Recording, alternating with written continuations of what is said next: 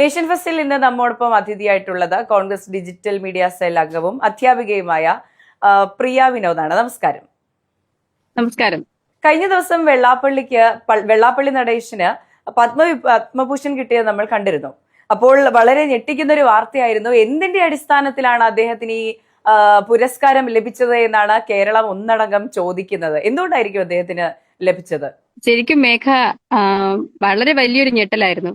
American പ്രസിഡന്റായിട്ട് ട്രംപിനെ തെരഞ്ഞെടുത്തപ്പോൾ പോലും കേരളം ഇത്രയും ഞെട്ടിയിട്ടില്ല. ഇത് കേരളം ഒന്നടങ്കം ആദ്യമായി പത്മഭൂഷൺ അല്ലെങ്കിൽ പത്മ അവാർഡുകളൊക്കെ ഒരു മനുഷ്യന് കിട്ടുമ്പോൾ അത് ആര് തന്നെ ആയിരുന്നാലും നമുക്ക് അറിഞ്ഞൂടാത്തവർക്ക് ചിലപ്പോൾ കിട്ടാം. അങ്ങനെയൊക്കെ ഉള്ളപ്പോൾ പോലും നമുക്കൊരു സന്തോഷവും ആ ആളിനെ കുറിച്ച് അറിയുകയും ഒക്കെ ചെയ്യുന്നതാണ് നമ്മുടെ ഒരു കൾച്ചർ എന്ന് പറയുന്നത്. പക്ഷേ ലോകത്തിൽ ആദ്യമായി ഒരു പത്മ അവാർഡ് കിട്ടി എയറിലായ ഒരു മനുഷ്യൻ എന്ന് പറയുന്നത് വെള്ളാപ്പള്ളി നടേശൻ തന്നെയായിരിക്കും. ശരിക്കും പറഞ്ഞാൽ ഇന്ന് ഏറ്റവും പരിഹാസ്യനായി ആൾക്കാരെല്ലാം, കുട്ടികളാകട്ടെ, ചെറുപ്പക്കാരാകട്ടെ, മുതിർന്നവരാകട്ടെ, ഒന്നടങ്കം അതിനകത്ത് സമുദായത്തിന്റെ പ്രശ്നങ്ങളോ ഒന്നും വരുന്നില്ല. സർവരാൽ വെറുക്കപ്പെട്ട ഒരു മനുഷ്യൻ. ശരിക്കും പത്മ അവാർഡിന്റെ ചരിത്രം അതിലേക്കൊന്നും കടക്കുന്നില്ല എങ്കിൽ പോലും 1954 മുതൽ നൽകുന്ന ഈ ഒരു അവാർഡിന്റെ എന്താണ് ഉന്നത നിലവാരത്തിലുള്ള വിശിഷ്ട സേവനത്തിന് നൽകുകയാണല്ലോ പത്മഭൂഷൺ അവാർഡുകൾ എന്ന് പറയുന്നത്. പത്മ അവാർഡ്, അതിൽ പത്മഭൂഷൺ എന്ന് പറയുന്ന സെക്ഷൻ. ഇത് ഇദ്ദേഹത്തിന് എന്തിനാണ് നൽകിയത്, ഇദ്ദേഹത്തിന് എന്തിനാണ് കിട്ടിയത് എന്നുള്ളത് വളരെ വലിയൊരു ചോദ്യചിഹ്നമായിട്ട് നിൽക്കുകയാണ്. കാരണം ഒരു വിചിത്ര ജീവിയായിട്ട് തന്നെയാണ് അദ്ദേഹം ഇന്ന് കേരളത്തിൽ എല്ലാവരുടെയും മുന്നിൽ പ്രത്യക്ഷപ്പെടുന്നത്. നമ്മൾ മാധ്യമങ്ങളിൽ അദ്ദേഹത്തിനെ കാണുമ്പോൾ പോലും ഇന്ന് എന്ത് പറയാനാ വന്നിരിക്കുന്നത്, എന്തെങ്കിലും ഒരു നിലപാടുണ്ടോ, അദ്ദേഹം ചെയ്ത സേവനം എന്താണ്? അല്ലാതെ ആർക്കെല്ലാം കൊടുക്കുന്നു, അവിടെയെല്ലാം ആരും ഇങ്ങനെ പരിഹസിക്കുന്നില്ല. ഇതെങ്കിലും കണ്ടിട്ടെങ്കിലും ഈ അവാർഡ് കൊടുത്തവർക്കെങ്കിലും ഒരു തിരിച്ചറിവ് ഉണ്ടാവണ്ടേ?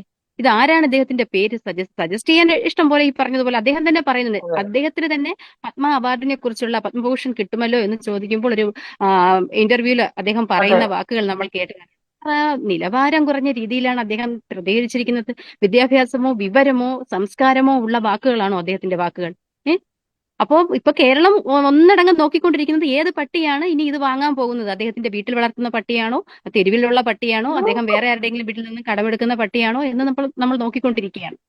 അതെ, ഇപ്പോൾ കേരളത്തിന്റെ കാര്യം പറയുകയാണെങ്കിൽ കേരളത്തിൽ പിണറായി വിജയന്റെ നാവായാണ് വെള്ളാപ്പള്ളി പ്രവർത്തിക്കുന്നത്. പക്ഷേ കഴിഞ്ഞ കുറച്ച് ദിവസങ്ങൾക്ക് മുൻപ് പ്രകാശ് ജാവദേക്കർ വന്ന് അദ്ദേഹത്തെ സന്ദർശിച്ചിരുന്നു.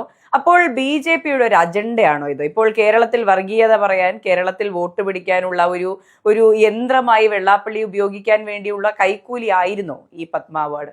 ശരിക്കും BJPയുടെ അധപ്പതനം എന്നേ പറയുന്നുള്ളൂ. അത് ഒരു വർഗീയ പാർട്ടിയാണ്, നമുക്ക് നാടിന് ആപത്താണ്, ഒരു വൈറസ് ആണ്, വർഗീയ വിഷമാണ്, ഒക്കെയാണെങ്കിലും വെള്ളാപ്പള്ളി അതിന് ചേരുന്ന ഒരാൾ തന്നെയാണ്. പക്ഷേ പിണറായി വിജയൻ പോലും നേരത്തെ പറഞ്ഞിട്ടുള്ളത് എന്താണ്?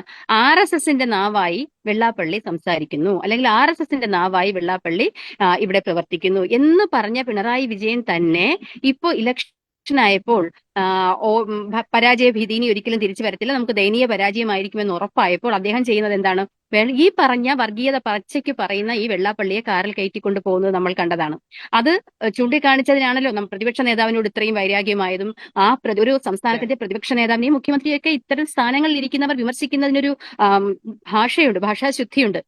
നാട്ടിൽ കിടക്കുന്ന ഒരു ട്രെയിനിൽ സൈബർ രംഗത്തിരിക്കുന്നവർ വിളിച്ചു പോകുന്നത് പോലെ എന്തും തോന്നിവാസവും പറയാം, എന്ത് മോശമായ വാക്കുകൾ ഉപയോഗിക്കാം എന്നാണോ? അപ്പോൾ അതിന്റെ എല്ലാം സീമ ലംഘിച്ചുകൊണ്ടാണ് വെള്ളാപ്പള്ളി നടേശൻ ഇവിടെ സംസാരിച്ചിട്ടുള്ളത്. അങ്ങനെ വർഗീയത പറയുന്ന ഒരു വെള്ളാപ്പള്ളി നടേശനെ ഇപ്പോ പിണറായി വിജയൻ ചേർത്ത് നിർത്തിയിരിക്കുന്നത് എന്തിനാണ്? അതിലൂടെ ഈഴവ വോട്ടുകൾ കളക്ട് ചെയ്യാം എന്നുള്ള രീതിയിലാണ്.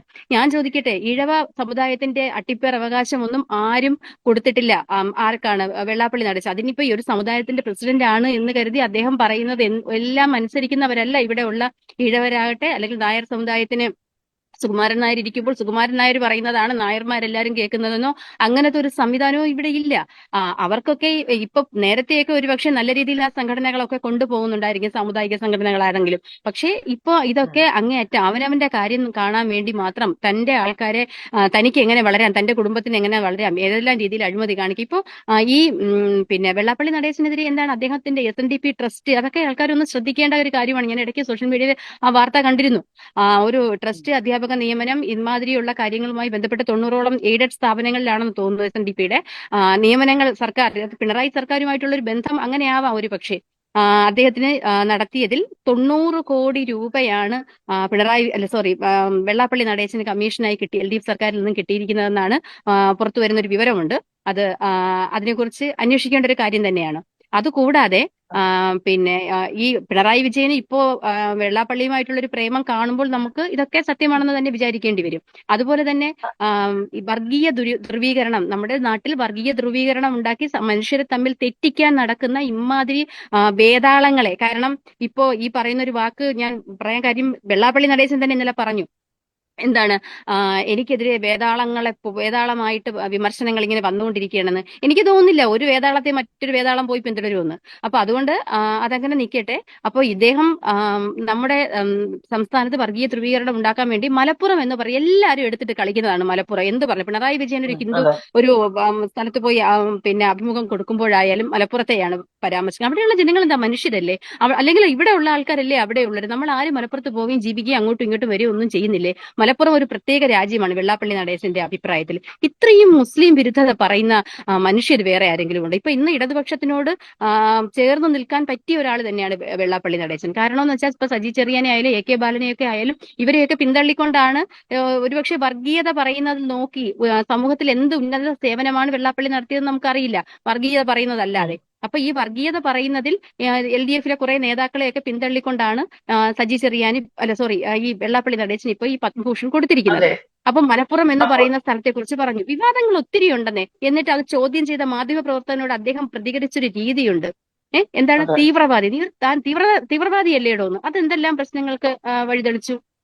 അപ്പോ അത് മാത്രമല്ല, അദ്ദേഹത്തിന്റെ പേരിൽ 2020 ഇപ്പൊ 2026 ഈ ജനുവരിയിൽ നടന്ന കാര്യമാണ് ഞാൻ ഈ പറഞ്ഞത്. ഇതിനു മുന്നേ 2020 അവരുടെ തന്നെ SNDPയുടെ തന്നെ ഒരു സംഘടനാ നേതാവ് KK മഹേശൻ എന്നാണ് അദ്ദേഹത്തിന്റെ പേരെന്നാണ് ഞാൻ ഓർമ്മിക്കുന്നത്. അദ്ദേഹം ഒരു ആലപ്പുഴയിലോ മറ്റോ കണിച്ചിക്കുളങ്ങര എന്ന് പറയുന്ന ഒരു ലോഡ്ജ്, അവിടെയുള്ള ഒരു ലോഡ്ജിൽ ആത്മഹത്യ ചെയ്തിരുന്നു. അദ്ദേഹത്തിന്റെ സൂയിസൈഡ് നോട്ടൊക്കെ അന്ന് പുറത്തു വന്നിരുന്നു. അപ്പൊ അതുമായി ബന്ധപ്പെട്ട് വെള്ളാപ്പള്ളി നടേശൻ അതിനകത്ത് ബന്ധമുണ്ടെന്ന് പറഞ്ഞൊരു ആരോപണമൊക്കെ വന്നിരുന്നു. അപ്പൊ ഈ കേസുകളൊക്കെ ഇങ്ങനെ ഒരുപാട് അഴിമതികളും കാര്യങ്ങളും ഒക്കെ ഇദ്ദേഹത്തിന്റെ പിന്നിലുണ്ട്. ഇദ്ദേഹം ഇങ്ങനെ നിൽക്കുന്നു എന്ന് പറഞ്ഞുകൊണ്ട് ഇദ്ദേഹത്തിന്റെ പിന്നിൽ ഒരു ഈഴവ സമുദായത്തിൽപ്പെട്ട ആരും അദ്ദേഹം പറയുന്നത് കേൾക്കാനും പോകുന്നില്ല, അദ്ദേഹത്തിന്റെ പിന്നിൽ ഉണ്ടാവുകയില്ല. അത് ഉറപ്പായ കാര്യമാണ്. പക്ഷെ ഈ പത്മ അവാർഡ് എന്ന് പറയുന്നതിന്റെ ഒരു അഭിമാനത്തെ അത് വളരെയധികം തകർത്തിരിക്കുകയാണ്. ഇദ്ദേഹത്തിന് ഈ അവാർഡ് കൊടുത്തതോടുകൂടി വളരെയധികം നിലവാരം കുറഞ്ഞിരിക്കുന്ന ഒരു അവസ്ഥയിലേക്ക് പോയി. ഒപ്പം കിട്ടിയ ആൾക്കാർ ആരൊക്കെയാണ്? മമ്മൂട്ടി, അതുപോലെയുള്ള ആൾക്കാർക്ക് അത് കിട്ടണ്ടേ? അപ്പൊ അവരുടെയൊക്കെ ഇടയിൽ എന്താണ് ഇദ്ദേഹം കാണിച്ച ആ ഒരു ഉന്നത നിലവാരത്തിലുള്ള വിശിഷ്ട സേവനം എന്താണ് വെള്ളാപ്പള്ളി നടേശൻ ചെയ്തുകൊണ്ടിരിക്കുന്നത്? നല്ലൊരു വാക്കെങ്കിലും അദ്ദേഹത്തിന് പറയാൻ കഴിയൂ 10 പേരുടെ മുമ്പിൽ നിന്ന് സംസാരിക്കുമ്പോൾ.